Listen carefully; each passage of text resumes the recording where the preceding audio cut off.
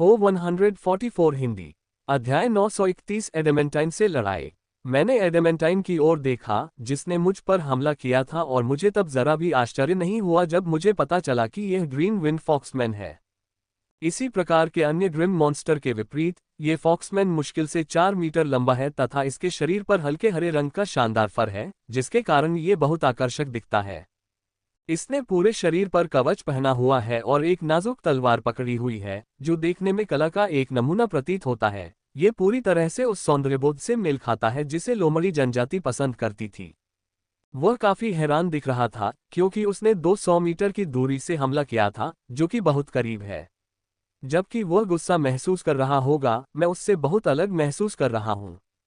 मैं इस एडमेंटाइन से बुरी तरह डर गया हूँ। हालांकि यह केवल एक सितारा एडमेंटाइन है, फिर भी यह एक एडमेंटाइन है और मैं बुरी तरह डर गया हूँ, लेकिन मेरे दिल में कुछ उत्साह धड़क रहा है।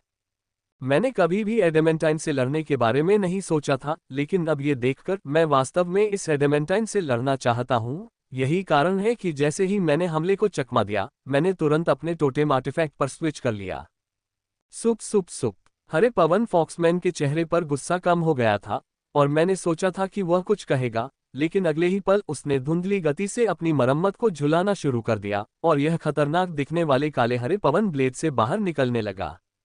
इन पवन ब्लेडों को देखकर मुझे पता था कि ये पवन ब्लेड बहुत खतरनाक है। पहले का हमला सिर्फ एक मामूली हमला था, लेकिन ये हमला एक गंभीर हमला है और मुझे इसे चकमा देना होगा चाहे मैं चाहूं या नहीं। मैंने पागलपन को अपने मन पर हावी होने दिया और तुरंत ही पंख जैसी हल्की ऊर्जा का प्रयोग करके हमले को चकमा दे दिया, जिससे मैं फिर आश्चर्यचकित हो गया क्योंकि उसने कभी नहीं सोचा था कि छोटा सा डायमंड लगातार दूसरी बार उसके हमले को चकमा दे सकता है। असली गुस्सा आखिरकार उसके चेहरे पर दिखा और उसने फिर से हमला शुरू कर दिया, लेकिन इस बार के हमले पिछली बार की तुलना में अधिक शक्तिशाली थे क्योंकि इस बार वह 1 इंच भी आगे नहीं बढ़ा, लेकिन उसके पीछे सैकड़ों हवा के ब्लेड बनने लगे जब तक कि उसके पीछे का आसमान पूरी तरह से हवा के ब्लेडों से ढक नहीं गया। यह एडेमेंटाइन की शक्ति है। यह आश्चर्यजनक है कि कोई भी हीरा इसकी तुलना नहीं कर सकता। उन सैकड़ों पवन ब्लेडों को साकार होते देखकर मेरे शरीर में ठंडा पसीना आ गया क्योंकि मुझे स्पष्ट रूप से महसूस हुआ कि ये पवन ब्लेड कितने खतरनाक हैं। सुप सुप सुप। अंततः जब लगभग 300 गहरे हरे पवन ब्लेड उसके पीछे प्रकट हुए तो उसने क्रूर हंसी के साथ उन सभी को मेरी ओर देखा, लेकिन मुझे उसकी क्रूर हंसी देखने का समय नहीं मिला क्योंकि ये पवन ब्लेड मेरी ओर आ रहे थे। मैंने पंख की रोशनी का इस्तेमाल किया और अपनी जगह से गायब हो गया, लेकिन मेरे आश्चर्य का ठिकाना न रहा। इन सैकड़ों हवा के ब्लेडों ने अपना रास्ता बदल दिया और मेरी ओर बढ़ गए।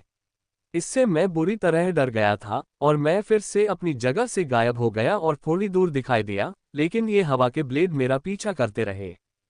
क्या बकवास हो रहा है, मैंने सोचा जब मैंने देखा कि ये भयानक हवा के ब्लेड खून के प्यासे भेड़ियों की तरह मेरे पीछे आ रहे थे। चाहे मैं हिलूं, वे मेरे पीछे आ रहे थे। मैंने कभी भी ऐसी विधि के बारे में नहीं सुना है जो ऐसा कर सकती है। मेरे पास वाकई बहुत अजीबोगरीब चीजें हैं और मैंने उनमें से कई का अनुभव किया है, लेकिन उनमें से कोई भी अजीब नहीं थी। ऐसा लगता है कि इन हवा के ब्लेडों का अपना दिमाग है और वे जहां भी मैं जाऊंगी मेरा पीछा करेगी। जैसे जैसे मैं पवन ब्लेडों से बचता रहा, मैंने उनकी ऊर्जा पर नजर रखना शुरू कर दिया क्योंकि ऐसे कौशल के लिए बड़ी मात्रा में व्यय की आवश्यकता होती है, और मैं सही था। मैं जितना अधिक आगे बढ़ता गया उतनी ही अधिक ऊर्जा वे खोते गए, लेकिन मुझे आश्चर्य हुआ कि उनका व्यय काफी धीमी गति से हुआ। या मैं ये कह सकता हूँ कि ये पवन ब्लेड अपार ऊर्जा से बने हैं और काफी समय तक खुद को सहारा देने में सक्षम होंगे, और मैं बस उन्हें चकमा दे सकता था, तब तक चकमा देता रह सकता था जब तक कि वे अपनी सारी ऊर्जा खर्च नहीं कर देते। यह अच्छी बात थी कि मेरे पास ऐसा करने का एक हल्का तरीका था जिससे मेरे कवच की गति इतनी तेज हवा के ब्लेड से बचने के लिए पर्याप्त नहीं होती। फेदरलाइट विधि फैंटम विधि से एक स्तर नीचे है, लेकिन यह विशुद्ध रूप से एक स्पीड प्रकार की विधि है। साथ ही फैंटम विधि एक व्यापक विधि है जिसमें आक्रामक, रक्षात्मक, गति सब कुछ है, इसलिए इसके लिए शुद्ध स्पीड प्रकार की विधि के स्तर से मेल खाना काफी मुश्किल है। जब मैं एक जोकर की तरह भाग रहा हूं, तो फॉक्समैन ऐसा लग रहा है जैसे वह कोई तमाशा देख रहा हो। उसके चेहरे पर स्पष्ट मनभावन मुस्कान मुझे एक मजाक की तरह लग रही है और जो मुझे वास्तव में गुस्सा दिला रही है क्योंकि मैं उसका कुछ भी नहीं कर सकता। मुझे सबसे ज्यादा गुस्सा मानव एडमेंटाइन्स पर है। वे कमीने इस कमीने को नियंत्रित करने में सक्षम नहीं थे। इसे नियंत्रित करने में उनकी अक्षमता के कारण यह उस युद्ध के मैदान को छोड़ने में सक्षम था। फॉक्समैन का ये कमीना भी काफी चतुर है। ये सबसे कमजोर एडमेंटाइन में से एक है जो लड़ते हुए चालाकी से युद्ध के मैदान से भाग जाता है। लेकिन मैंने मनुष्यों पर नरसंहार नहीं किया क्योंकि यह स्पष्ट रूप से जानता है कि एक बार ऐसा करने के बाद मानव एडमेंटाइन में से एक उसका शिकार करने आएगा। इसलिए ये युद्ध के मैदान में नीचे लेटा हुआ है और मुझे निशाना बना रहा है, और एक बार जब यह मुझे मार देगा तो ये किसी और को निशाना बनाएगा क्योंकि कुछ मनुष्यों को मारने से यह मानव एडमेंटाइन्स की निगाह में नहीं आएगा। ये युद्ध के नियमों का पूरा फायदा उठा रहा है, जैसे कि ग्रिम मॉन्स्टर ने युद्ध जीत लिया हो। कोई भी इसे तकनीकी रूप से भागने का आरोप नहीं लगाएगा। FREA web novel com. मैं हवा के झोंकों से बच रहा था जब मेरी नज़र फॉक्समैन पर पड़ी जिससे मैंने पहले लड़ाई की थी। वह अभी भी अपने फैंटम वुल्फ रूप में है और किनारे से लड़ाई देख रहा है। इससे पहले इस कमीने को बचा लिया गया था और यह अपने कबीले से एक अदम्य कमीना बन गया था। आइए देखें कि यह कमीना क्या करता है जब इसके कबीले के सदस्यों की जान इसके द्वारा फेंके गए पवन ब्लेडों से खतरे में पड़ जाती है। योजना बनाने के बाद मैंने कोई समय बर्बाद नहीं किया। मैंने नियमित खुराक से ज्यादा पंख प्रकाश ऊर्जा ली और गायब हो गया। जब मैं दिखाई दिया तो मैं फैंटम फॉक्स के पीछे था। दूरी लगभग 700 मीटर थी, लेकिन मैंने इसे 1 सेकंड से भी कम समय में पार कर लिया। फेदरलाइट विधि द्वारा प्रदान की गई गति वास्तव में अद्भुत थी, जिससे कोई भी इसके चमत्कार से मोहित हुए बिना नहीं रह सकता था। कमीने लोमड़ी ने मुझे तब तक नहीं देखा जब तक उसने अपनी ओर ब्लेड आते नहीं देखे। वह घबरा गई और अपने स्थान से निराश हो गई, और मैं उसके साथ गायब हो गई और जहां वह दिखाई दी थी वहां प्रकट हुई। दूसरी ओर पवन ब्लेड और भी करीब आ गए। पवन ब्लेड और हमारे बीच मुश्किल से 5 मीटर की दूरी रह गई। जब से मैंने दौड़ना शुरू किया था मैंने पवन ब्लेड को कभी इतना करीब नहीं आने दिया था। सत्य, हवा से उड़ते ब्लेड को इतना करीब देखकर प्रेत लोमड़ी मुझसे भी ज्यादा डर गई और उसने पुकारा, च्यूर। लगातार दौड़ते हुए, ग्रिम भाषा में च्यूर का मतलब भाई या दोस्त होता है। मुझे नहीं पता कि इसका क्या मतलब है। उसने नाम पुकारा था, लेकिन जब हवा के ब्लेड उनसे 1 मीटर की दूरी पर थे तो वे सभी गायब हो गए। इससे मुझे पुनः आश्चर्य हुआ, क्योंकि मैंने नहीं सोचा था कि एक बार प्रक्षेपित होने के बाद ये पवन ब्लेडों को नियंत्रित करने में सक्षम होगा, लेकिन ऐसा प्रतीत होता है कि वे ऐसा कर सकते हैं। कमीने, अब तक तो मैं तेरे साथ खेलता रहा, पर अब मैं तुझे मार डालूंगा। वह दूर से गरजा और अगले ही पल वह मेरे सामने प्रकट हुआ और अपनी तलवार घुमाई। उसकी चाल इतनी तेज थी कि सामान्य पीक डायमंड तो जाने अनजाने मर ही जाता। उसकी तलवार ने मुझ पर वार किया, लेकिन उसने मेरे पीछे की छवि को छोड़कर कुछ भी नहीं काटा, क्योंकि मैं उसके हमला करने से ठीक पहले गायब हो गया था। उसे मुझे खोजने में एक पल भी नहीं लगा, और वह मेरे बगल में प्रकट हुआ और फिर से हमला किया। इस बार भी मैं उसके हमले से पहले ही गायब हो गया था। मेरे पास कोई अन्य गारंटी नहीं हो सकती है, लेकिन मेरे पास इस 1 स्टार एडेमेंटाइन एलीट से भागने की गारंटी है। जब मैंने टॉवर की 4थी मंजिल के माध्यम से फेदरलाइट की स्टेज 4 ऊर्जा को परिष्कृत किया था और शोधन ऊर्जा की शक्ति को महसूस किया था, उस क्षण मुझे पता था कि मेरी पंख जैसी हल्की ऊर्जा इतनी शक्तिशाली होगी कि यह मुझे प्रारंभिक एडमेंटाइन्स के खिलाफ जीवित रहने का मौका देगी। और अब मैं एडमेंटाइन के खिलाफ जीवित रह रहा हूं। वह अपनी गति बढ़ाता रहा, लेकिन मैं भी अपनी गति को एक नई ऊंचाई पर ले जाता रहा, यहां तक कि मारने के नियम के साथ भी। जब मैं तेजी से चलता था तो मुझे धुंधलापन महसूस होने लगा, हालांकि अब मैं ठीक महसूस करता हूं क्योंकि मैं भागने में काफी सक्षम हो गया हूं। जब फॉक्समैन एडमेंटाइन और मैं बिल्ली और चूहे का खेल खेल रहे होते हैं तो युद्ध के मैदान में दूसरी लड़ाई पूरी ताकत से चल रही होती है। हर कोई उन सभी से लड़ रहा है क्योंकि केवल इसी से उनके पास बचने का मौका होगा। सिल्वर एलिट से लेकर एडमेंटाइन्स तक हर कोई अपनी पूरी ताकत लगा रहा है, सिवाय एक लड़ाई के जो सबसे भयानक है। वे 2 लोग अभी भी अपनी शक्ति को रोके हुए हैं। वे अभी भी अपनी विधि शक्ति से लड़ रहे हैं और उन्होंने अपनी वास्तविक शक्तियों का उपयोग करना शुरू नहीं किया है, लेकिन इसके बावजूद उनकी लड़ाई सबसे भयानक है। यहां तक कि अगर सामान्य पीक एडमेंटाइन भी उसके करीब जाने की कोशिश करेगा तो वह तुरंत मारा जाएगा। यह अच्छी बात है कि वे काफी दूर तक लड़ रहे हैं, क्योंकि कोई भी अन्य लड़ाइयों में संपार्श्विक क्षति नहीं बनना चाहता। ये सम्मान के बिना मरने जैसा है। ऐसी मौत पर लोग आपके बारे में सम्मान से बात करने के बजाय आप पर हंसेंगे। बहुत से लोग लड़ रहे हैं, लेकिन बहुत कम लोग हैं जो मेरी तरह अपनी जान बचाने के लिए भाग रहे हैं। जो 2 चीजों से भाग रहा है। अब एडमेंटाइन फॉक्समैन मेरा पीछा कर रहा है। लेकिन साथ ही उसकी पवन ब्लेड भी। वे दोनों मेरा पीछा कर रहे हैं जैसे मैं उनका प्राणघातक दुश्मन हूं। फू। मैं दौड़ता रहा और हमेशा की तरह एक बार ग्रिम राक्षस मेरे सामने आ गया और जैसे ही उसने देखा कि गहरे काले रंग की रेत का एक विशाल बादल उसकी ओर आ रहा है, उसने तुरंत अपना हमला रोक दिया, जो पिछले 1 घंटे में उसकी आदत बन गई थी, और गायब हो गया। लेकिन वह काला रेत बादल बहुत तेज था, वह उसे छू चुका था इससे पहले कि वह अपने स्थान से गायब हो पाता। आह! फॉक्समैन ने बहुत ऊंची आवाज में जोर से चिल्लाया जो युद्ध के मैदान में सभी को सुनाई दी। यह मेरा पहला मौका है जब मैं डोमेन ऑफ विदरिंग सैंड के साथ हमला कर रहा हूं क्योंकि यह स्टेज 6 पर पहुंच गया था और टॉवर की चौथी मंजिल से होकर गुजरा था। और मुझे कहना होगा कि जब यह मेरे मुंह से निकला तो इसकी शक्ति अद्भुत थी, इसकी गति इतनी अधिक थी कि इसने फॉक्समैन को लगभग घेर लिया था। यदि यह एडमेंटाइन न होता तो यह हमले में बच नहीं पाता। उसकी चीखें आखिरकार बंद हो गई थीं, और अब वह मुझे हत्या की नजरों से देख रहा था। पहले मैं उसके लिए एकमात्र कीड़ा था जिसे वह नहीं मार सकता था, लेकिन अब मैंने उसके स्वाभिमान को ठेस पहुंचाई थी। कीड़ा होने के बावजूद मैं उसके जैसे शक्तिशाली एडमेंटाइन एलीट को चोट पहुंचाने में सक्षम था। उसके स्वाभिमान को बहुत ठेस पहुंची थी, यह उसकी आंखों से साफ देखा जा सकता था। जैसे ही उसने मेरी तरफ देखा, उसके शरीर पर एक हल्की पीली परत उभर आए और उसने अपना रक्षात्मक तरीका अपना लिया। हो सकता है कि वह घमंडी हो, लेकिन वह बेवकूफ नहीं है जो खतरा नहीं देख सकता। उसने सही ही अपना रक्षात्मक तरीका अपनाया क्योंकि उसे मेरी आक्रामक विधि की शक्ति का अनुभव हुआ। तुम दुष्ट कमीने, अगर मैं तुम्हें 1000 छेदों से फाड़ भी दूं तो भी मैं ग्रीन विंड फॉक्समैन जनजाति का सदस्य नहीं रहूंगा। ये कहा और मेरे बगल में प्रकट हुआ, और जैसे ही मैं हवा के ब्लेड से दूर भाग रहा था और हमला कर दिया।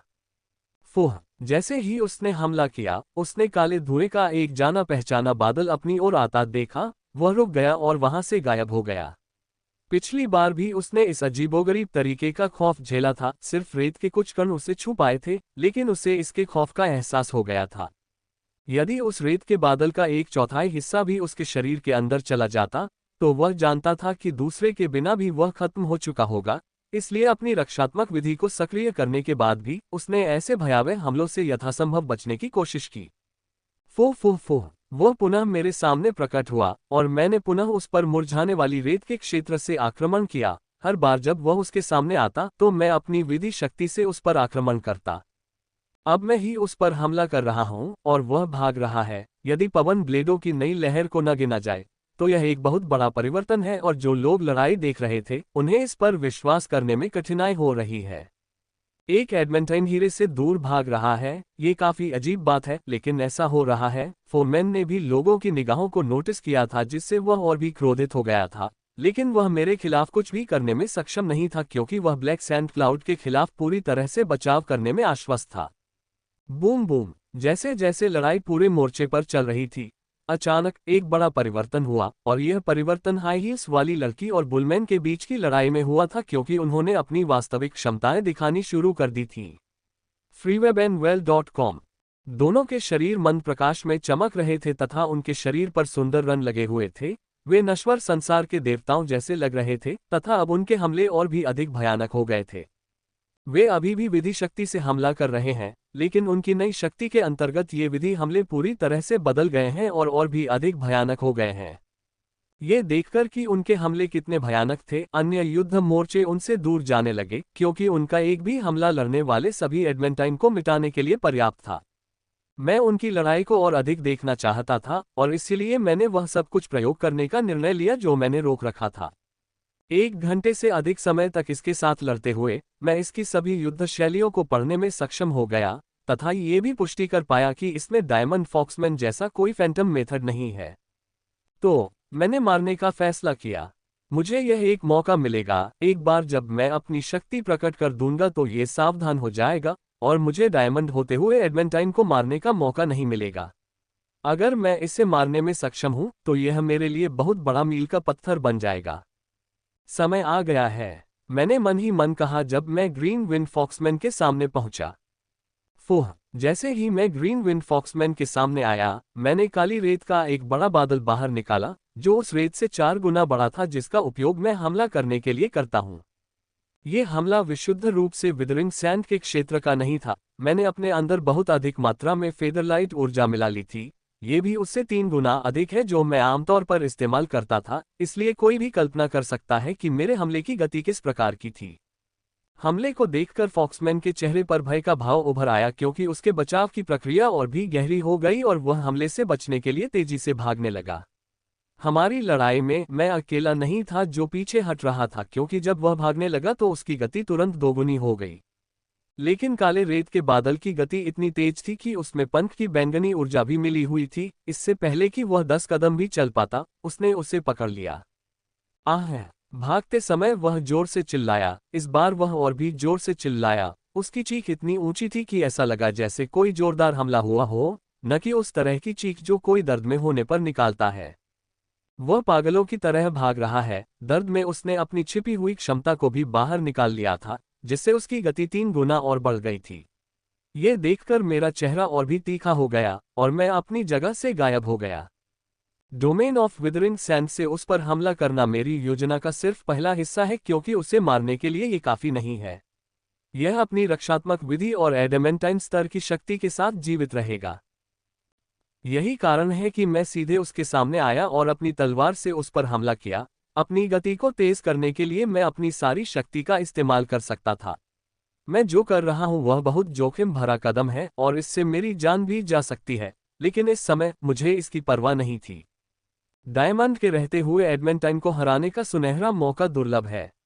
मैं न केवल अपने आत्मसंयम और आंतरिक गौरव को बढ़ाने के लिए ये जोखिम उठा रहा हूं, बल्कि गिल्ड के प्रति अपनी चुनौती के रूप में भी उन्हें दिखा रहा हूं कि उन्होंने क्या खो दिया है, क्योंकि वे मुझ पर अत्याचार करना जारी रखते हैं। हालांकि मैं जानता हूं कि उन लोगों के सामने ये कृत्य कुछ भी नहीं होगा, लेकिन मेरे लिए ये सब कुछ है। यह मेरे वर्तमान स्तर पर गिल्ड के खिलाफ अपनी अवज्ञा दिखाने का सबसे अच्छा संभव तरीका है, और यही मुख्य कारण है कि मैंने ऐसा जीवन धमकाने वाला जोखिम उठाया। यातनापूर्ण दर्द महसूस करने और काले रेत के बादल में ढके होने के बावजूद ऐसा लग रहा था जैसे उसने मेरे हमले को देख लिया है और अनजाने में ही अपनी तलवार मुझ पर चला दी है।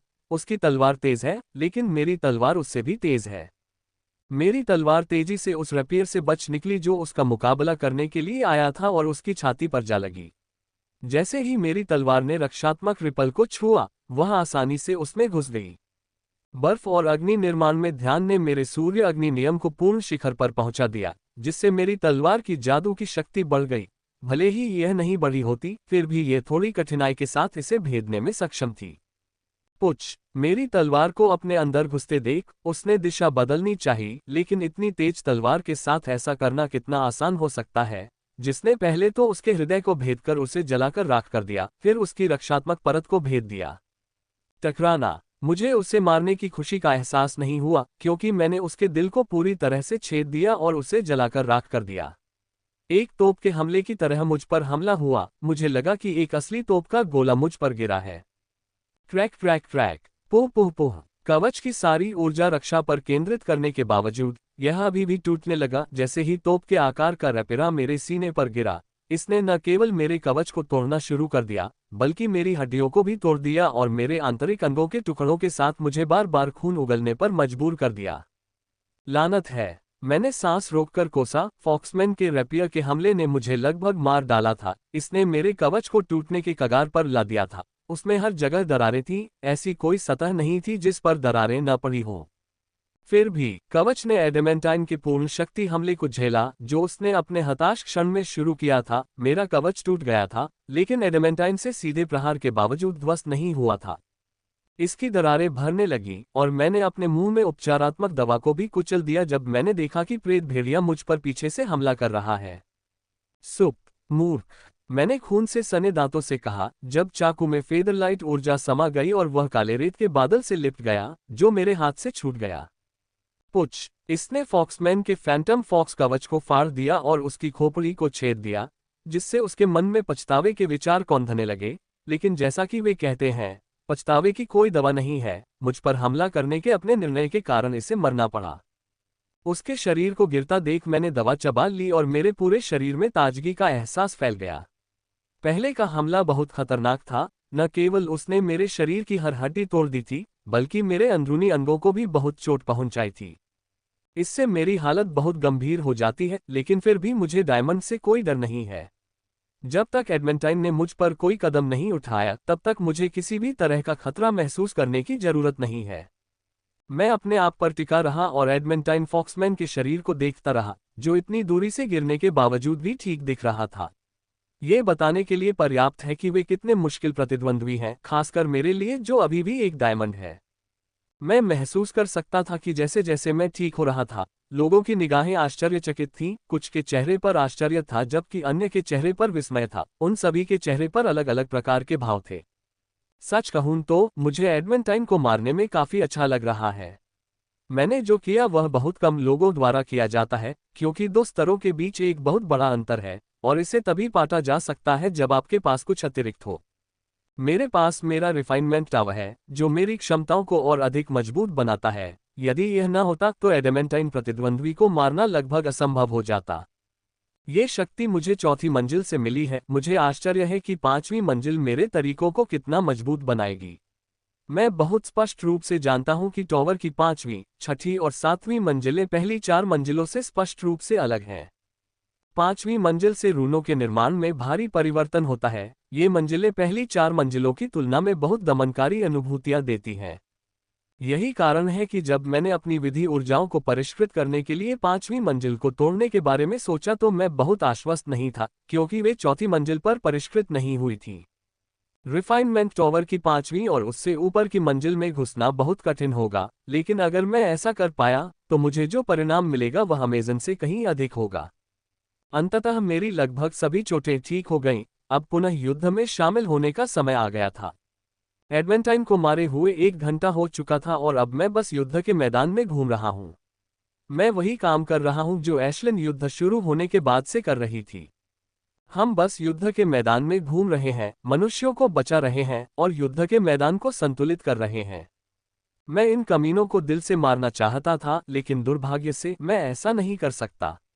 अगर मैं बेवजह उन्हें मारता तो मैं एडमेंटाइन ग्रिम राक्षसों की निगाहों को अपनी ओर आकर्षित करता, जो अभी भी युद्ध के मैदान में खुलेआम काम कर रहे हैं। मैं अपनी शक्ति के प्रति पूरी तरह सजग हूं और जानता हूं कि मैं एडमेंटाइन को मार सकता हूं, जो कि 1 स्टार एडमेंटाइन है। अब युद्ध के मैदान में कोई भी 1 स्टार एडमेंटाइन नहीं बचा है, जिसका अर्थ है कि अब युद्ध के मैदान में लड़ने वाला प्रत्येक ग्रिम मॉन्स्टर एडमेंटाइन 1 स्टार एडमेंटाइन से ऊपर है। मैं उनमें से किसी को भी हत्या की होड़ शुरू करके एंटागोनाइज नहीं करना चाहता, ठीक उसी तरह जैसे कि एडमेंटाइन फॉक्समैन, जो डायमंड बैटलफील्ड में प्रवेश करने के बाद भी बचा रहा। यही कारण है कि मैं केवल तभी मारता हूं जब कोई इंसान खतरे में हो, अन्यथा मैं युद्ध के मैदान में खेलना जारी रखता हूं। जो लोग कभी युद्ध के मैदान में नहीं लड़े, युद्ध के मैदान में कई चीजें हैं, आप केवल एक ही काम करते हैं और वह है मारना। वे सही हैं, लेकिन इसके बारे में भी नियम है कि आप किसे मार सकते हैं, क्योंकि ज्यादा मारने से आप भी मारे जा सकते हैं। मुझे इस बर्फीले वेयरवुल्फ से लड़ते हुए 1 घंटा हो गया था। ये खेल जैसा था। मैं खुद को रिकॉर्ड पर बनाए रखने के लिए लड़ रहा हूं, क्योंकि मैं युद्ध के मैदान में रहकर लड़ाई नहीं कर सकता। जब मैं इससे लड़ रहा हूं तो मैं प्लेटिनम और डायमंड्स द्वारा लड़ी जा रही सभी लड़ाइयों को भी देख रहा हूं। अगर किसी को मेरी मदद की जरूरत है तो मैं बस गायब हो सकता हूं और इस बर्फीले वेयरवुल्फ के खिलाफ लड़ाई जारी रखने से पहले उन्हें बचा सकता हूं।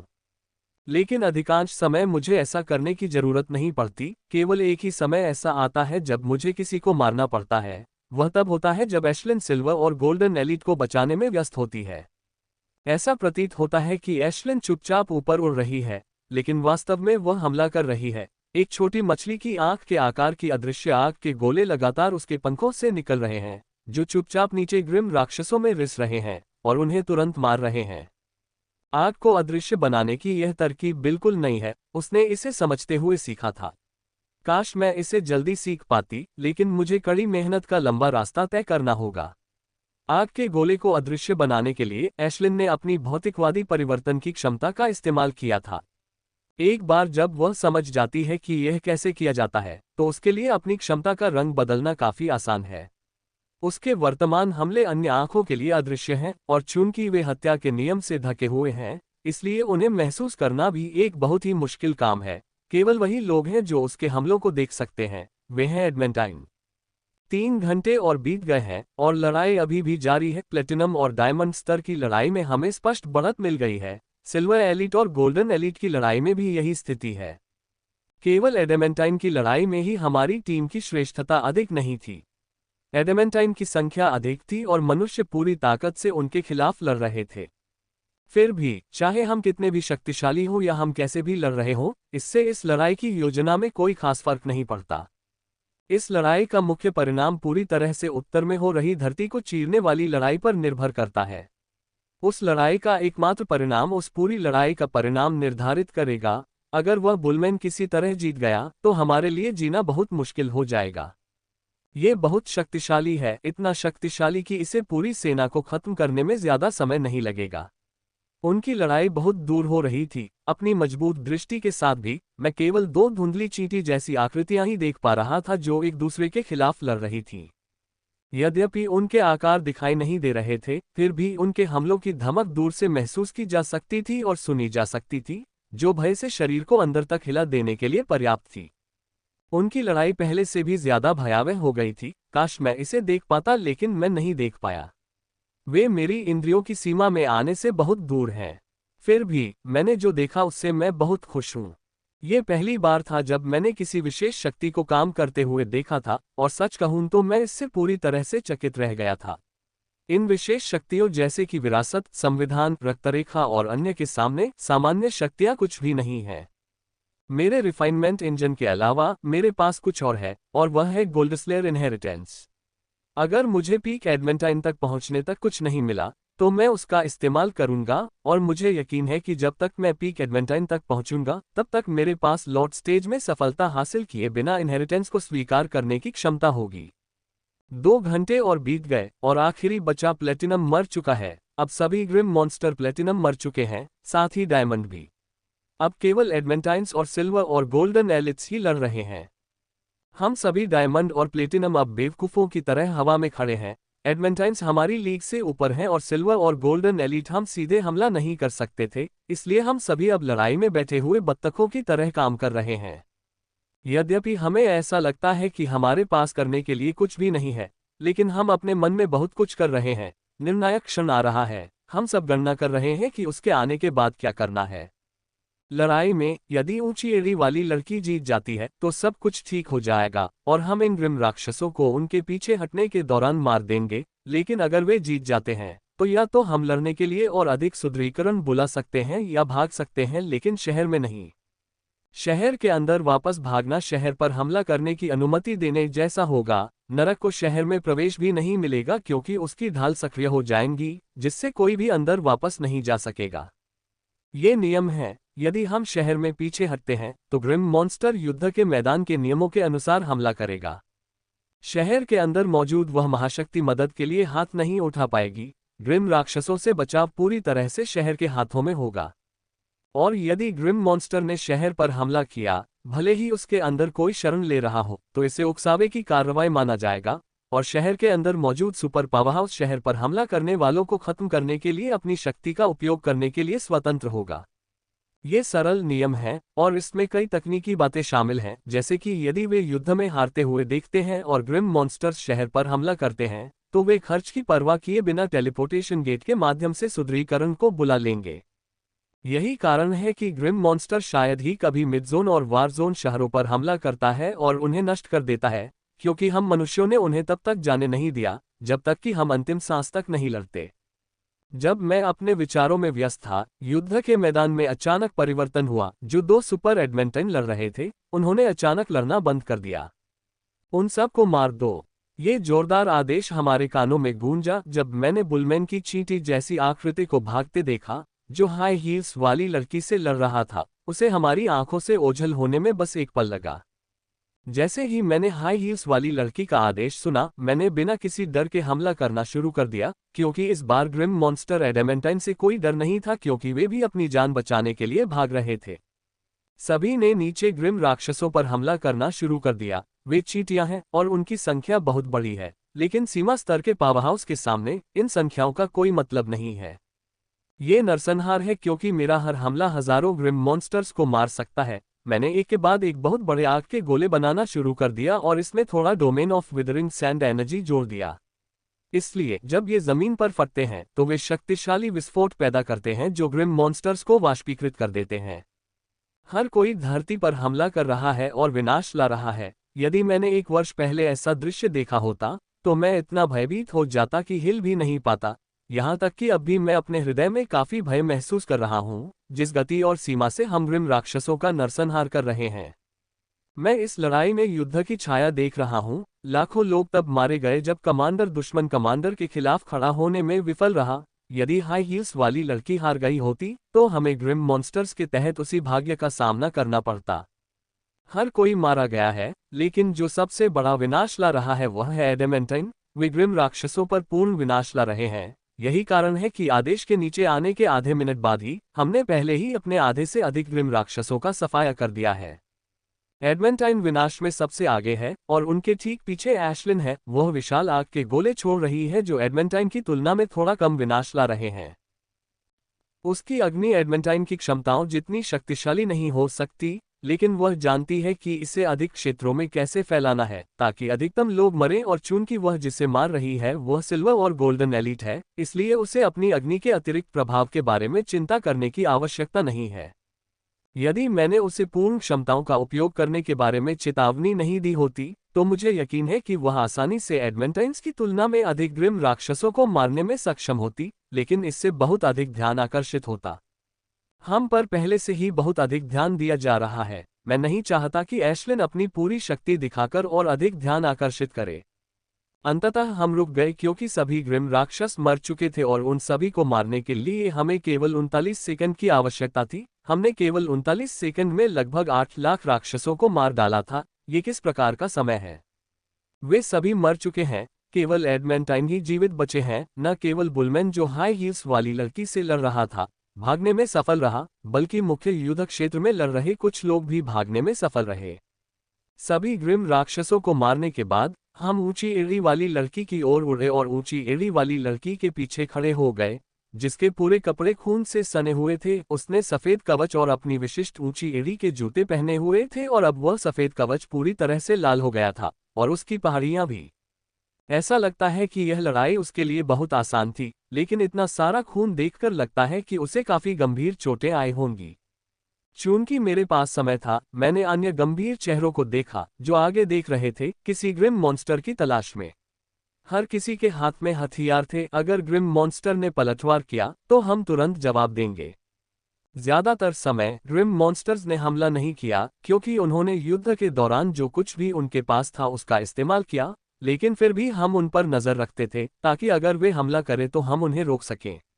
आमतौर पर यह प्रतीक्षा समय नेता के आधार पर 1 से 3 घंटे का होता है। मुझे उम्मीद है कि यह सिर्फ 1 घंटे के बराबर होगा क्योंकि मैं इस गंभीर मौन में काफी ऊब महसूस कर रहा हूं।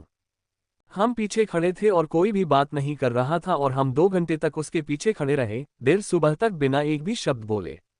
ऐसा नहीं था कि कोई बात नहीं कर सकता था, वे बात कर सकते थे क्योंकि कोई प्रतिबंध नहीं था, लेकिन कोई भी इस गंभीर मौन को तोड़ना नहीं चाहता था। शाम को इसी समय युद्ध के बारे में बैठक होगी।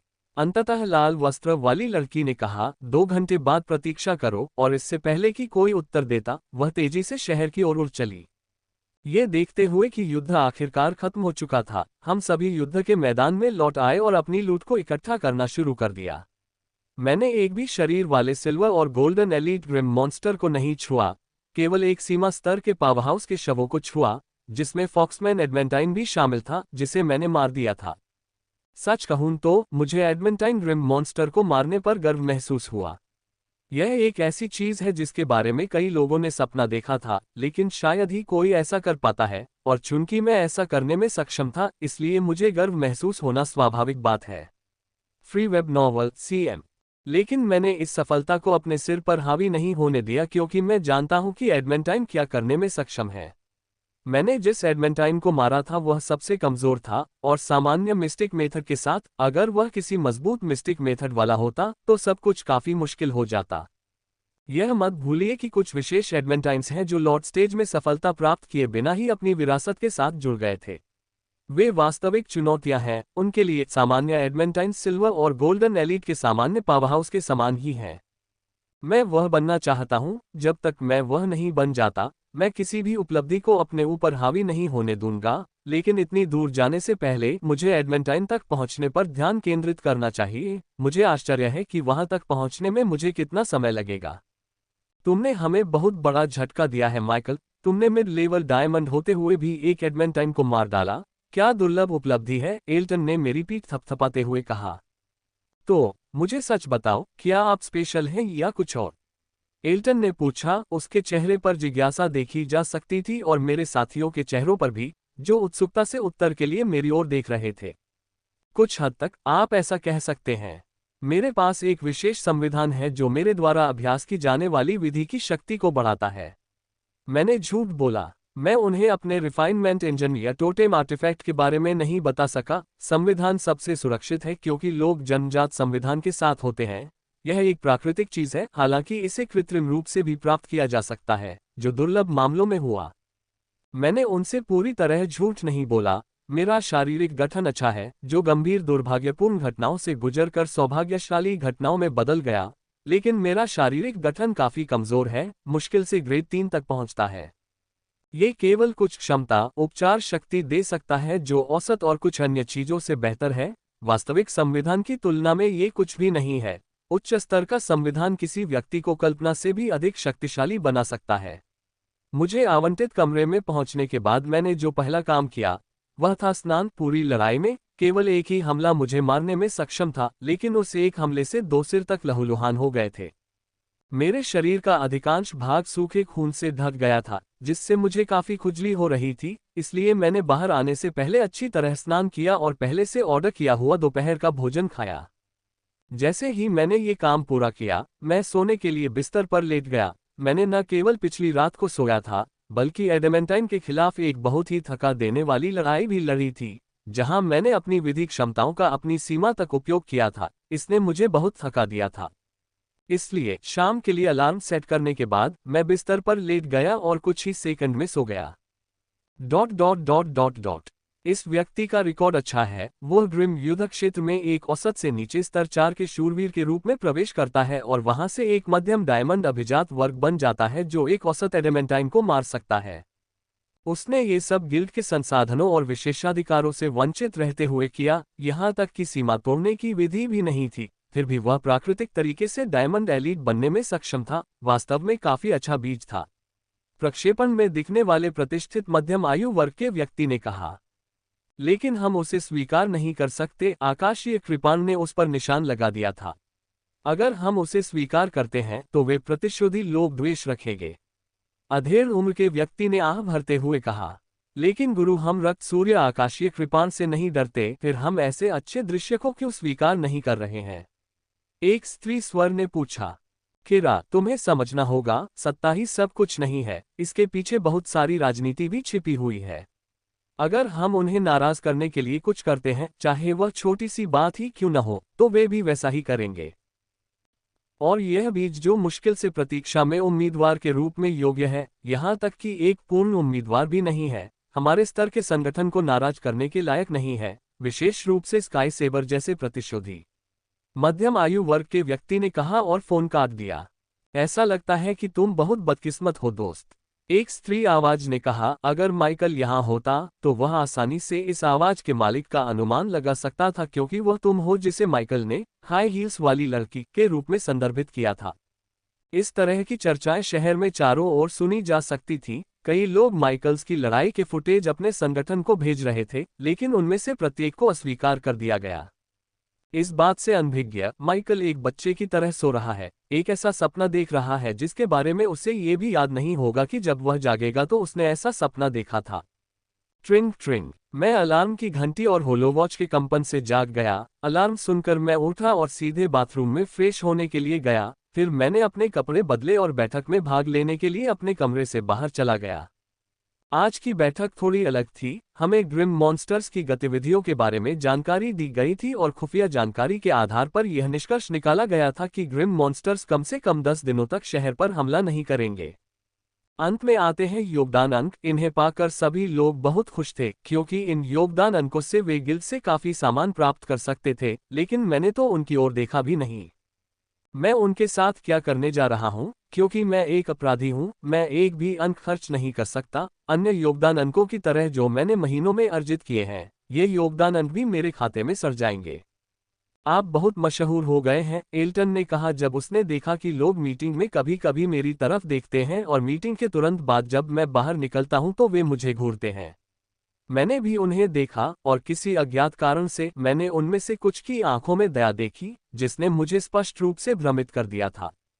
तुम एक एडमेंटाइन को मार दोगे और तुम भी इतने प्रसिद्ध हो जाओगे, मैंने हंसते हुए कहा, जिससे एल्टन और मेरे साथी हंस पड़े। हाँ, तुम बेहतर ढंग से देखते रहो, इन दिनों में से एक दिन मैं निश्चित रूप से एक एडमेंटाइन को मार डालूंगा, एल्टन ने कहा, जिससे मेरे साथी फिर से हंस पड़े। हम आधे घंटे में आइस एंड फायर बिल्डिंग के लिए निकलेंगे, हमारे पास इसका सदुपयोग करने के लिए केवल एक दिन है, एल्टन ने कहा जब हम अलग हुए और अपने कमरों की ओर चल पड़े। हमारा प्रस्थान आदेश आ गया था, हम कल शाम को हेम के लिए रवाना होंगे, जिसे हमने बर्फ और आग का शासन समझा है, रेवन सिटी में सिर्फ एक दिन। अपने कमरे में मैंने और एशलिन ने बाहर आने से पहले उनके साथ खाना खाया, मेरे कुछ टीम के साथी पहले से ही वहां इंतजार कर रहे थे, और जब एल्टन और अन्य लोग आए तो हम आइस एंड फायर बिल्डिंग के लिए रवाना हो गए। यार, मुझे उम्मीद है कि मैं छठी परत से ऊपर जा सकता हूं, मेरी नियम शक्ति पहले ही चरम बेसिक तक पहुंच चुकी है। मैं स्तर एक नियम को देखने के लिए तीसरी परत में प्रवेश करना चाहता था, यह मेरे लिए कई चीजों को आसान बना देगा, एल्टन ने बड़बड़ाते हुए कहा जब हम ध्यान क्षेत्र की ओर चले। बस बस, ये सुनकर मैंने अपनी होलो वॉच पर कुछ बटन टाइप किए और अगले ही पल उनकी होलो घड़ियां एक के बाद एक कंपन करने लगीं। जब वे ध्यान क्षेत्र में थे तो उनकी अधिसूचना बजती हुई देखकर उन्होंने तुरंत अपनी होलो वॉच की जांच की और उनके चेहरे पर आश्चर्य दिखाई दिया। मिशेल, कैसे? एल्टन ने पूछा जब उसे अपने होलोवॉच पर एक अस्थायी ग्रीन पास मिला। ग्रीन पास उसे और मेरे साथियों को अगले 2 दिनों के लिए सभी 9 परतों तक पहुंचने की अनुमति देगा। एमरल्ड दर्रा सबसे ऊंचे दर्रों में से एक है क्योंकि यह मुझे इमारत तक पहुंचने का पूरा रास्ता देता है, और यह मुझे सीमित समय के लिए अपने दोस्तों और टीम के साथियों के साथ छोटे दर्रे को साझा करने का विशेषाधिकार भी देता है।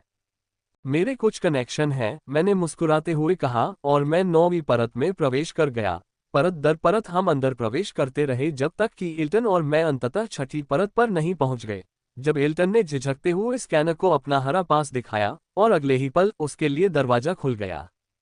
जब उसने ये देखा तो उसके चेहरे पर एक चमकदार मुस्कान आ गई, उसने मेरी ओर मुड़कर अंदर प्रवेश करने से पहले मुंह से धन्यवाद कहा।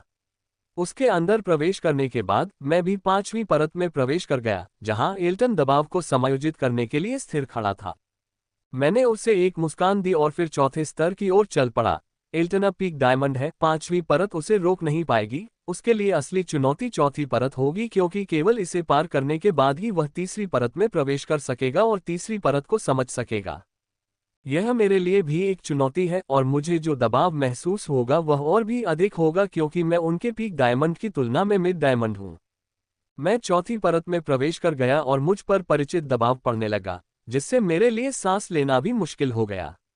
मैंने दबाव का विरोध नहीं किया, बल्कि दबाव के साथ तालमेल बिठाने पर काम किया। मुझे दबाव के साथ समायोजित होने में 20 मिनट लगे ताकि मैं धीमी गति से लगातार सांस ले सकूं। जैसे ही मैंने लगातार सांस लेना शुरू किया, मैंने तीसरे स्तर के लिए आगे बढ़ना शुरू कर दिया।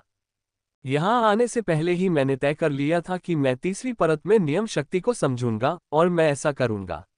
मैंने तीसरी परत के अंदर एक कदम रखा और उस पल मुझे ऐसा लगा जैसे मैं 2 सूर्यों के बीच में प्रवेश कर गया हूं। एक धधक रहा है जबकि दूसरा बहुत ठंडा है। लेवल 1 के नियमों की शक्ति वास्तव में अद्भुत है, लेवल 2 और लेवल की शक्ति इसकी तुलना में कुछ भी नहीं है, कुछ भी नहीं।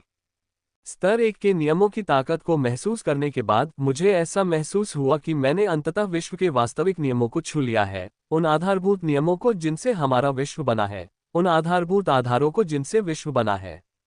मैं जो भी दबाव झेल रहा हूं वो इसके लायक है क्योंकि यही वह समय है जब मैं लेवल 1 नियम की महिमा देख रहा हूं और आखिरकार रास्ता देख पाया हूं। अगर मुझे लेवल 1 नियमों की झलक नहीं मिलती तो मुझे इसे आंख मूंद कर खोजने में बहुत समय लग जाता। मुझ पर दबाव इतना अधिक है कि मैं अपनी एक मांसपेशी भी नहीं हिला पा रहा हूं, यहां तक कि मेरी सांस भी रुक गई है, और अब मैं थोड़ी सी भी सांस लेने के लिए अपनी पूरी ताकत लगा रहा हूं। मैं गार्ड की नज़र को अपने ऊपर महसूस कर सकता था और 1 या 2 मिनट में वह मेरी मदद करने के लिए आ जाता और मैं ऐसा नहीं चाहता था, क्योंकि एक बार गार्ड ने मेरी सहायता कर दी, तो मैं एमरल्ड पास होने के बावजूद भी उस दिन तीसरे स्तर में प्रवेश नहीं कर पाऊंगा। मैं ऐसा नहीं चाहता था, मेरे पास यहाँ सिर्फ एक दिन है, और मैं इसे तीसरे स्तर पर लेवल 1 नियम को समझने में बिताना चाहता हूँ। यहाँ हर मिनट की गिनती होती है, जितना ज्यादा समय मैं यहाँ समझने में बिताऊंगा, मैं लेवल 1 नियम के उतना ही करीब पहुँच जाऊंगा। और कौन जानता है, शायद मैं भी उस दिन की तरह एपिफेनी के एक चरण में प्रवेश कर जाऊं और यहाँ तक कि स्तर 1 नियम को तुरंत समझ लूं। हालांकि ऐसा होने की संभावना व्यावहारिक रूप से बहुत कम है, कुछ भी नहीं कहा जा सकता है, जीवन में चमत्कार होते हैं। मैंने कोशिश जारी रखी और आखिरकार मैं थोड़ी सांस लेने में सक्षम हो गया। यह अच्छी बात है कि मैंने ऐसा किया, क्योंकि गार्ड मेरे बगल में आ गया था। अगर मैं अगले मिनट में सांस लेने में सक्षम नहीं होता, तो वह मुझे बाहर निकाल लेता। मैं बस थोड़ी सी सांस ले पा रहा हूं, जो मुझे यहाँ लंबे समय तक टिके रहने के लिए पर्याप्त नहीं है। अगर मैं यहाँ दिन भर रहना चाहता हूँ और नियम को समझना चाहता हूँ, तो मुझे लगातार सांस लेना सीखना होगा, क्योंकि सिर्फ इसी तरह मैं यहाँ रह सकता हूँ। ऐसे वातावरण में रहना बहुत पीड़ादायक है, न केवल शासन शक्तियों का तीव्र दबाव है जो अदृश्य रूप से मेरे शरीर और आत्मा को पीड़ा दे रहा है, बल्कि मैं घुटन भी महसूस कर रहा हूँ जो पहले भी उतनी ही यातनापूर्ण थी। मैं हर पल ऐसी यातना महसूस करने के बजाय अभी यहाँ से जाना चाहती थी, लेकिन मैंने ऐसा नहीं किया। यह एक दुर्लभ अवसर है जो मेरी बहुत मदद करेगा। मैं सिर्फ इसलिए यहाँ से नहीं जा सकती थी क्योंकि मुझे थोड़ा दर्द और असहजता महसूस हो रही थी। मुझे तीसरे स्तर पर पहुंचे हुए 2 घंटे हो चुके थे, और मैं अभी भी उसी स्थान पर हूं जहां मैं 2 घंटे पहले था, और सांस पर ध्यान केंद्रित कर रहा हूं। अपने पूरे जीवन में मुझे कभी भी सांस लेने में इतनी तकलीफ नहीं हुई थी जितनी पिछले 2 घंटों में हुई थी। यहाँ मैं हर पल सांस के लिए संघर्ष कर रहा हूँ, और केवल पिछले 10 मिनट से मुझे थोड़ी राहत महसूस हो रही है।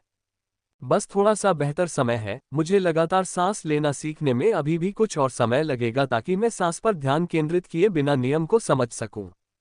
तीसरी परत वास्तव में खतरनाक है, यहाँ तक कि एडमेंटाइन को भी तीसरी परत में प्रवेश करने के लिए विशेष अनुमति लेनी पड़ी। हालांकि वह विशेष अनुमति केवल एक औपचारिकता है, फिर भी ये दर्शाता है कि तीसरी परत एडमेंटाइन के लिए भी कठिन है कि उन्हें तीसरी परत में प्रवेश करने के लिए अनुमति लेनी पड़ी। fevbinovel.com 3 घंटे और बीत गए, और मैं आखिरकार इतनी धीमी गति से सांस लेने में सक्षम हो गया। यह मेरे लिए समझने के लिए पर्याप्त है। इसलिए मैंने अपने लिए ध्यान करने की जगह खोजने के लिए चलना शुरू कर दिया, क्योंकि तीसरी परत में भी लोग बैठे हैं और ध्यान कर रहे हैं। मैं बहुत धीरे धीरे चलता रहा और आखिरकार करीब 1 घंटे बाद मुझे ध्यान करने के लिए एक जगह मिल गई। मैं धीरे धीरे उस पर बैठ गया और बिना किसी बाधा के ध्यान करने के लिए अपनी आंखें बंद कर लीं। अब मेरे पास ध्यान करने के लिए 12 घंटे से ज्यादा का समय है। मुझे कुछ अच्छी प्रगति करनी होगी। इस विचार को ध्यान में रखते हुए मैंने अग्नि नियम पर ध्यान केंद्रित किया, जो मुझे अनंत होने का एहसास दिला रहा है। इसकी शक्ति का कोई अंत नहीं है, यह अनंत नहीं है, और इसकी शक्ति की भी कोई सीमा नहीं है। यह इतनी शक्तिशाली है कि इसमें दुनिया को जलाकर राख करने की शक्ति है, और साथ ही इससे नई दुनिया को जन्म देने की भी। मैंने हमेशा सोचा है कि उस आग का इस्तेमाल केवल विनाश के लिए किया जा सकता है, लेकिन कभी नहीं सोचा था कि इससे कुछ पैदा भी हो सकता है। यह मेरे लिए बिल्कुल नई समझ है, और जब मैं इसके बारे में सोचता हूं तो यह संभव भी लगता है। सूर्य अग्नि, जिसे मैंने समझा था, सूर्य का सहायक नियम है, जो आकाशीय पिंडों और महाअग्नि का सहायक नियम है। सूर्य, जिसकी परिक्रमा हमारा ग्रह करता है, एक शक्तिशाली खगोलीय पिंड है जिसकी एक ही तीव्र ज्वाला उस विश्व को वाष्पीकृत करने के लिए पर्याप्त होती है जिसमें हम रहते हैं, लेकिन इससे शायद ही कभी कोई खतरनाक ज्वाला निकलती है। केवल एक चीज जो इससे निकलती है वह है इसका प्रकाश, जो एक बुनियादी चीज है जो जीवन को पोषित करती है, इस ग्रह पर पैदा होने वाले किसी भी जीवन को। मैं ग्रिम मॉन्स्टर्स को नहीं जानता, लेकिन दुनिया के हर मूल जीवन को जीने के लिए सूर्य के प्रकाश की आवश्यकता होती है। बस समय बीतता गया और एशलिन और मैं नींद और प्यास को भूलकर समझ में खो गए। हमारे दिमाग में केवल एक ही चीज थी, नियम की समझ, और मैं अभी समझ में खोया हुआ था जब मेरी होलोवाच भारी रूप से कंपन हुई और मुझे वास्तविकता में वापस ले आए। अब जाने का समय हो गया है। मैंने अपनी आंखें खोलते हुए अफसोस के साथ सोचा, मैं कम से कम एक दिन और रुकना चाहता था, लेकिन समय समाप्त हो गया। फिर भी मैं लेवल 1 नियम पर एक नज़र डालने का मौका पाकर काफी खुश हूं। अब मुझे अपनी मंजिल तक पहुंचने का रास्ता मिल गया है, जब तक मैं इसका अनुसरण करता रहूंगा मुझे पूरा विश्वास है कि मैं लेवल 1 नियम को समझने में सक्षम हो जाऊंगा। मैं बस उम्मीद करता हूं कि यह जल्द ही हो जाए, जब तक मैं एडेमेंटाइन तक पहुंचूंगा, क्योंकि अगर किसी तरह मैं अपने नियमों को लेवल 1 नियमों में अपग्रेड करने में सक्षम हो गया तो मैं उनका उपयोग नहीं कर पाऊंगा। स्तर 1 के नियमों का उपयोग करने के लिए अपार आत्मिक शक्ति की आवश्यकता होती है, और मेरे पास स्तर 1 नियम का उपयोग करने के लिए आवश्यक आत्मिक शक्ति नहीं है। केवल एडेमेंटाइन तक पहुंचने पर ही मुझे वह प्राप्त होगी। जब मैं तीसरे स्तर के निकास की ओर जा रहा था, मैंने अपने टीम लीडर एल्टन को देखा, जो मेरे विपरीत दिशा से तीसरे स्तर के निकास की ओर जा रहा था। जब हमारी नजरें मिली तो हम एक दूसरे को देखकर मुस्कुराए। हम केवल इतना ही कर सकते थे, क्योंकि यहाँ एक शब्द भी बोलना बहुत कठिन है। 1 महीना बीत गया। मुझे ऐसा लगता है जैसे ये कल की ही बात हो जब मैंने गिल्ड्स का मेल देखा और उन्हें दिल से कोसा, जिसके कारण मैं एक नियमित सदस्य की तरह दूसरी टीम में शामिल हो गया। 1 महीना काफी घटनापूर्ण रहा, एक के बाद एक मिशन हुए और बिना किसी ब्रेक के, न केवल हमारी टीम के लिए बल्कि अन्य टीमों के लिए भी। ट्रोजन रूइन की शुरुआत हुई और हर कोई ब्रेक पर जाने से पहले पूरी तरह से लड़ना चाहता था। ट्रोजन खंडहर के खुलने में केवल 3 दिन शेष हैं और पिछले 2 दिनों से सभी मिशन स्थगित कर दिए गए हैं। दोनों पक्षों द्वारा अपने सदस्यों को भारी संख्या में ट्रोजन खंडहर में भेजने के कारण एक अनौपचारिक युद्धविराम की घोषणा की गई थी, लेकिन इसका मतलब यह नहीं है कि हमारे पास बैकअप नहीं था। मनुष्यों के पास एक बैकअप स्टोर है, जिससे यदि ग्रिम मॉन्स्टर्स भारी संख्या में हमला करते हैं या यहाँ तक कि युद्ध शुरू करते हैं, तो हम इससे निपटने में सक्षम होंगे, और हमारी तरह ग्रिम मॉन्स्टर्स के पास भी बैकअप होने की संभावना है। अधिकांशतः ऐसे खंडहर खुलते हैं जो दोनों पक्षों के लिए महत्वपूर्ण होता है। वे इतना बड़ा हमला करने से बचते हैं, लेकिन कभी कभी हमला हो जाता है, और चूंकि चारों ओर युद्ध की छाया मंडरा रही होती है, इसलिए इस बात की प्रबल संभावना होती है कि हमला हो ही जाएगा।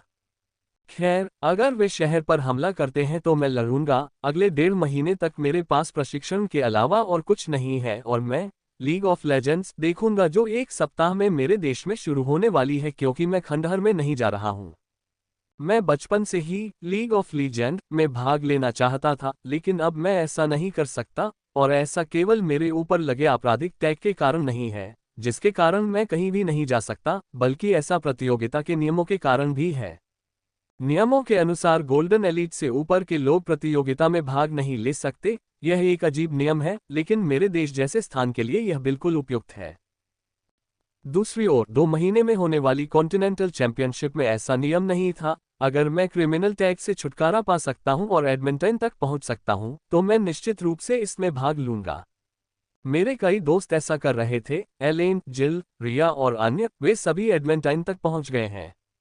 एलेन ने कहा कि इस बार कॉन्टिनेंटल चैंपियनशिप बेहद महत्वपूर्ण होने जा रही है, क्योंकि इसका संबंध 2 साल बाद सेंट्रल कॉन्टिनेंट में होने वाले इवेंट से है। खैर, इसका मुझसे कोई लेना देना नहीं है। ऐसा नहीं है कि कोई चमत्कार हुआ और मैं अपने आपराधिक टैग से मुक्त हो जाऊंगा। जिन लोगों ने मुझ पर टैग लगाया था वे सबसे शक्तिशाली संगठनों में से एक से संबंधित हैं। केवल संगठन के समान स्तर के लोग ही ऐसा कुछ कर सकते हैं। मैं अपना अभिमान कम कर सकता था और एलेन के शिक्षक से मदद मांग सकता था, लेकिन मैं ऐसा नहीं करूंगा। यदि मैं ऐसा करूंगा तो मैं कभी भी शांति से अभ्यास नहीं कर पाऊंगा। ट्रिंग ट्रिंग ट्रिंग। मैं अभ्यास शुरू करने ही वाला था कि अचानक मेरी होलोवॉच बजने लगी। यह एलेन का फोन था, जिसने देखा कि मैंने बिना इंतजार किए कॉल रिसीव कर ली। गुस्सा मत हो, मैंने तुम्हारी मदद के लिए कुछ किया है, एलेन ने कहा। उसका देवदूत जैसा चेहरा थोड़ा दोषी लग रहा था, लेकिन उसमें दृढ़ता भी थी जो मानती थी कि उसने जो किया वह सही था। एलेन, तुमने क्या किया? मैंने आह भरते हुए पूछा। मैं उस पर क्रोधित नहीं हूं। जब वह मेरे लिए ऐसा कर रही है तो मैं क्रोधित कैसे हो सकती हूं? लेकिन मैं अब भी चाहती हूं कि उसने अपने शिक्षक की मदद न ली होती। कुछ नहीं, मैंने अपनी हैसियत से हाई टेबल को पत्र भेजा था, जिसमें लिखा था कि अगर वे तुम्हें ट्रोजन खंडहर में जाने से रोकते हैं, तो मैं अपने शिक्षक की अनुमति से वार टॉवर को एक पत्र भेजूंगी और उन सभी के नाम बताऊंगी। उसने क्रूर हंसी के साथ कहा, जिससे वह बहुत बुरी लग रही थी। ये सुनकर मुझे समझ नहीं आया कि क्या सोचूं, लेकिन मुझे राहत मिली कि उसने अपने शिक्षकों से स्पष्ट रूप से मदद नहीं मांगी। मैंने तो उसे केवल एक धमकी के रूप में इस्तेमाल किया।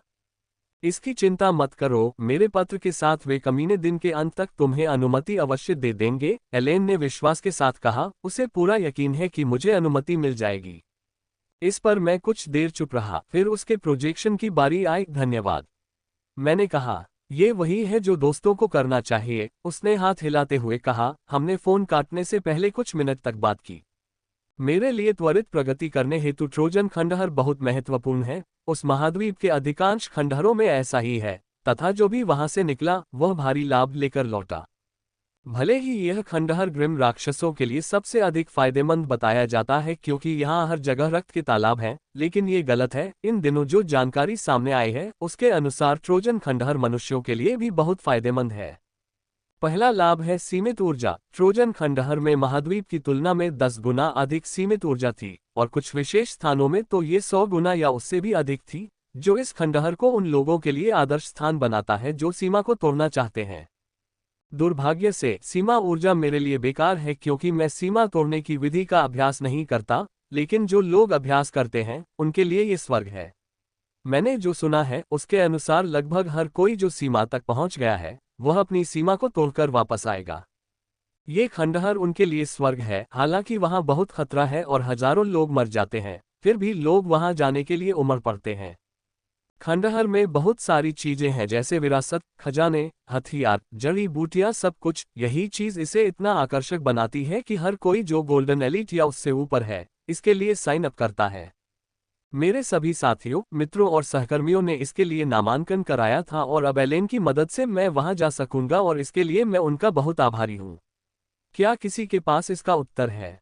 एक लड़की ने सभी 6 सदस्यों के सामने एक पत्र दिखाते हुए पूछा और लगभग सभी के चेहरों पर क्रोध के भाव थे। यह अब तक का सबसे स्पष्ट धमकी भरा पत्र है जो उन्होंने उच्च पद पर आने के बाद देखा है। उनके संगठन के वरिष्ठों को छोड़कर कोई भी उन्हें इतनी खुलेआम धमकी देने की हिम्मत नहीं करता। इसमें कुछ स्पष्ट पंक्तियां हैं, जैसे कि अपने शिक्षक सील के साथ वॉर टॉवर को पत्र भेजने के बाद मैं तुम्हारी पिटाई करने आऊंगा और उस समय मैं देखूंगा कि क्या तुम्हारे संगठन और पीछे से तार खींचने वाले उन 2 कमीनों ने तुम्हारी मदद करने की हिम्मत की है। पत्र में ये स्पष्ट लिखा है। उन्होंने यहाँ तक स्पष्ट रूप से कहा है कि जब उनके पास पर्याप्त शक्ति होगी तो वे 2 लोगों के साथ क्या करेगी। वह हमें खुलेआम धमका रही है। जॉर्ज नामक सुनहरे बालों वाले व्यक्ति ने कहा, तो वह अपने शिक्षक के साथ हमें धमका रही है। उसके पीछे पूरी दुनिया में शायद 4 से 5 लोग होंगे जो उसके साथ कुछ करने की हिम्मत कर सकें। तो जॉर्ज, चाहे आप चाहे या नहीं, हमें उसकी इच्छा पूरी करनी होगी या फिर वॉर टॉवर में रिपोर्ट करवाना होगा। हम सभी की वॉर टॉवर में रिपोर्ट करवाने की कोई इच्छा नहीं है, युवतियों ने दोहराया। जॉर्ज नामक युवक के हाव भाव वास्तव में बहुत खराब थे क्योंकि यह उसका संगठन ही है जिसने फर्जी रिकॉर्ड बनाया है, और जैसा कि उन्होंने कहा, चाहे वह चाहे या नहीं, वे उस व्यक्ति को खंडहर में प्रवेश करने की अनुमति दे देंगे। वे सभी फर्जी रिकॉर्ड बनाने के लिए सहमत हो गए हैं क्योंकि उनके पास खोने के लिए कुछ भी नहीं है और जो वे कर रहे थे वह सिर्फ एक चीटी थी जिसके पास खड़े होने की कोई शक्ति नहीं थी और न ही उसका कोई समर्थन था। लेकिन अब चीजें अलग हैं। उस चीटी को अब डायनासोर का समर्थन प्राप्त है जिसे ऐसा करने का आदेश देने वाले भी अपमानित करने का साहस नहीं कर पाएंगे। उसे अनुमति देने से पहले मुझे 10 मिनट का समय दो, जॉर्ज ने कहा और कमरे से ऐसे गायब हो गया जैसे उसे टेलीपोर्ट कर दिया गया हो। fra@oval_com। जल्द ही जॉर्ज एक गुप्त स्थान पर गया और माथे पर उभरी पसीने की बूंदों को पोंछते हुए उसने फोन किया। जल्द ही दूसरे पक्ष ने कॉल उठा ली। ये कॉल उसके द्वारा की गई सबसे तनावपूर्ण कॉलों में से एक थी और जब तक कॉल समाप्त हुई उसका पूरा शरीर पसीने से भीग गया था, मानो वह कोई थकाऊ लड़ाई लड़कर आया हो। ये कॉल लंबी लड़ाई से भी अधिक थका देने वाली थी, लेकिन ये खत्म हो गई थी और अब मैं अंततः ऐसा कर सकती थी, और अब जो कुछ भी हुआ उसकी जिम्मेदारी मेरी नहीं होगी। ... उसे एक बैकअप मिल गया और वह भी काफी अच्छा। उसकी बहन ने कहा, तो उसे जो बैकअप मिला, हो सकता है कि उसे उस छोटे से खंडहर में घुसने का रास्ता मिल गया हो, लेकिन वह वहां से वापस नहीं आ पाएगा। मैंने जवाब दिया, ठीक है। उच्च अधिकारी मुझसे उसे खत्म करने के लिए कह रहे थे ताकि राहेल बिना किसी अपराध या चिंता के तेजी से प्रगति कर सके, और अब जब वह मर चुका है तो ये दोनों बातें उसके दिमाग से भी गायब हो जाएंगी। मैंने हंसते हुए कहा, ... आज वह दिन है जब ट्रोजन खंडहर खुलेगा और मैं इसे लेकर काफी उत्साहित हूँ। जैसा कि एलेन ने 3 दिन पहले कहा था, मुझे कुछ ही घंटों के भीतर ट्रोजन खंडहर में प्रवेश करने की अनुमति मिल गई। हालांकि मेरे पास सिर्फ 3 दिन थे, लेकिन खंडहर में प्रवेश करने से पहले मुझे जो तैयारियां करनी थी उन्हें करने के लिए वे काफी थे। मैंने जो कुछ भी खरीदना था वह सब साथ ले लिया था और अपने परिवार को फोन करके भी बता दिया था कि मैं खंडहर में जा रहा हूँ। वे काफी चिंतित थे, लेकिन मैंने उन्हें बताया कि यह एक सामान्य खंडहर है और कोई बहुत खतरनाक खंडहर नहीं है जहां मरने की संभावना बहुत ज्यादा है। मैंने अपने दोस्तों को भी फोन करके बताया कि मैं आ रहा हूं, वे इस बात से खुश हैं। मेरे सभी दोस्त जो युद्ध क्षेत्र में मौजूद हैं इस खंडहर में जा रहे हैं, जिनमें एलेन भी शामिल है जो पहले से ही शीर्ष एडमेंटाइन है। उसने कहा कि यह खंडहर उसकी प्रगति के लिए बहुत जरूरी है। मैं थोड़ा उलझन में था क्योंकि वह पहले ही एडमेंटाइन चोटी पर पहुंच चुकी थी, लेकिन मैंने नहीं पूछा क्योंकि इसमें उसका रहस्य शामिल था। मुझे इस बात का अंदाजा है कि वह ट्रोजन खंडहर क्यों जा रही है। मैं खंडहर में जाने को लेकर बहुत उत्साहित हूं, लेकिन एक अचेतन डर भी है। मैंने अपने जीवन में ऐसा डर पहले कभी महसूस नहीं किया था। जैसे जैसे खंडहर खुलने का समय नजदीक आता गया, मेरे अंदर यह डर बढ़ता गया। ऐसा लगता है जैसे ये भावना मुझे चेतावनी दे रही है कि अगर मैं बर्बाद हो गया तो मेरे साथ कुछ बुरा होगा, और यह भावना पहले कभी गलत नहीं रही। हालांकि मैं अभी भी आगे बढ़ रहा हूं, भले ही बहुत ज्यादा खतरा हो, लेकिन बहुत संभावनाएं हैं। अगर मैं भाग्यशाली रहा तो मैं कुछ शक्तिशाली विरासत भी हासिल कर सकता हूं। जब मैं ये सोच रहा था, मैं अपने अभ्यास के महत्वपूर्ण मोड़ पर पहुंच गया था। मैं अंततः सर्वोच्च युद्ध अभ्यास के 107वें आसन तक पहुंच गया था और 108वें आसन तक पहुंचने तथा प्रथम महाशुद्ध सफाई से गुजरने के लिए मुझे बस एक और आसन करने की आवश्यकता थी। इस महीने मैंने हर पल अभ्यास किया, खास तौर पर पिछले 5 दिनों में जब मिशन स्थगित हो गए। पिछले 5 दिनों में मैंने बस अभ्यास किया और औषधियां बनाई, अभ्यास किया और औषधियां बनाई। सर्वोच्च युद्ध अभ्यास का 11वां स्तर अन्य 10 से भिन्न है। 11वें चरण से प्रत्येक मुद्रा में शरीर लघु सफाई से गुजरता है और प्रत्येक 12वें आसन में ये प्रमुख सफाई से गुजरता है। और जब सभी 108वें आसन निष्पादित हो जाते हैं, अगर मैं 108वें पोज तक पहुंच जाता हूं तो मैं अपनी पहली ग्रैंड क्लींजिंग से गुजरूंगा। ये वह चरण है जहां बहुत कम लोग पहुंच पाते हैं, क्योंकि इस स्थान तक पहुंचना बेहद कठिन है। 11वें स्तर की 107वीं मुद्रा में मुझे ऐसा महसूस हुआ जैसे मुझे कठोर रबड़ के केक में बंद कर दिया गया है, और चाहे मैं कितना भी बल लगाऊं, मैं केवल थोड़ा ही हिल पाऊंगा। ये छोटा सा क्षण मुझे 108वीं मुद्रा की ओर ले जा रहा है। कई प्रमुख शुद्धिकरणों से गुजरने और कई औषधियों को पीने के बाद मैं पहले ही डायमंड के 6 स्टार तक पहुंच चुका था और शिखर और तीसरी सीमा तक पहुंचने से एक और स्टार दूर था। मैं ट्रोजन खंडहर में प्रवेश करते समय सीमा अवस्था में रहना चाहता हूं, इसलिए यदि मुझे एक अविश्वसनीय मौका मिलता है तो मैं गति निर्माण की लंबी परेशानी से गुजरे बिना सीधे एडेमेंटाइन चरण में प्रवेश कर सकता हूं। यही कारण है कि मैं ट्रोजन रूइन जाना चाहता था, ताकि वहां मैं गति बनाने की लंबी कठिन प्रक्रिया से खुद को राहत दे सकूं। पिछली बार मुझे हीरे तक पहुंचने के लिए गति बनाने में 7 महीने और कष्टदायक प्रशिक्षण लगा था, और अभ्यास करना कठिन हो गया है और इसमें और भी अधिक समय लगेगा जो मेरे पास नहीं है। मुझे कष्टदायक प्रशिक्षण से कोई परेशानी नहीं है, लेकिन मुझे जो बात परेशान करती है वह है इसमें लगने वाला लंबा समय, इसलिए मैं ज्यादातर रूइन में मौके तलाशने पर ध्यान केंद्रित करूंगा। धमाका। मैंने प्रदर्शन जारी रखा और अंततः जब मैं अपने अंतिम चरण पर था और गिरने ही वाला था, मैं 108वें आसन पर पहुंचा और जैसे ही मैं पहुंचा, एक जोरदार ध्वनि गूंजी और मेरे शरीर के चारों ओर भारी मात्रा में सफाई ऊर्जा फैलने लगी। प्रारंभिक सामान्य चरण। धमाका। मेरे शरीर में एक जोरदार धमाका हुआ जो अपने साथ बहुत ज्यादा ऊर्जा लेकर आया। ये शुद्ध करने वाली ऊर्जा न केवल मेरे शरीर को प्रभावित कर रही है, बल्कि मेरी आत्मा को भी प्रभावित कर रही है। मुझे आश्चर्य हुआ कि जिस गुप्त विधि का मैं समानांतर रूप से अभ्यास कर रहा था, उससे कोई बाधा उत्पन्न नहीं हुई। इससे न केवल कोई रुकावट पैदा नहीं हुई, बल्कि इससे आत्मा के हर हिस्से में सफाई करने वाली ऊर्जा फैलने में भी मदद मिली, जिससे मेरी आत्मा की अशुद्धियां साफ हो गईं। मैंने कुछ महीने पहले एलेन द्वारा दी गई जानकारी से इसके बारे में पढ़ा था।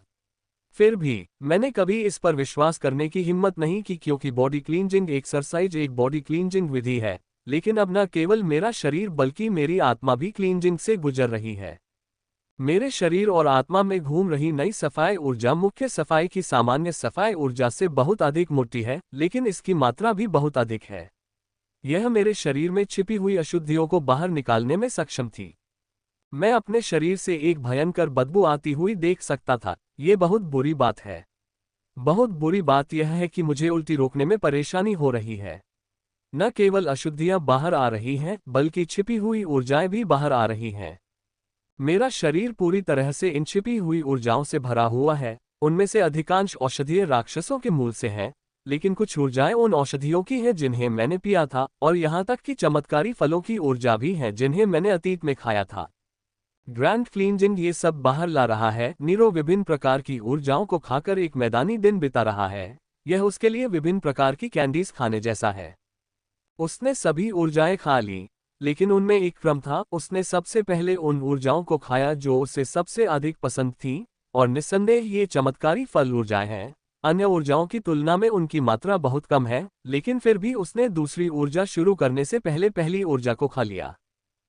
गुटुक गुटुक खाने की नीरो गति अविश्वसनीय है कि मुझे 2 बड़े कोर निगलने पड़े, जिन्हें मैंने अपने महीने में ग्रैंड क्लीनिंग के रूप में रोक कर रखा था। अभ्यास शुरू करने से पहले यह एक दुर्लभ मौका था। मैंने अपने मुंह में बहुत सारे बड़े कोर भर लिए थे, इसलिए मैं ऊर्जा की आवश्यकता होने पर उन्हें खा सकता था। राक्षसों की हड्डियों को मुंह में रखना सरल लग सकता है, लेकिन ये बहुत खतरनाक काम है। ये कोर लार के संपर्क में आने पर आसानी से पिघल जाते हैं, इसलिए मुझे अपने मुंह में प्रत्येक कोर को अपने मन से ढकना पड़ा ताकि उनमें से ऊर्जा लीक हो सके और मैं उन्हें आवश्यकता पड़ने पर निगल सकूं, जैसा कि अभी।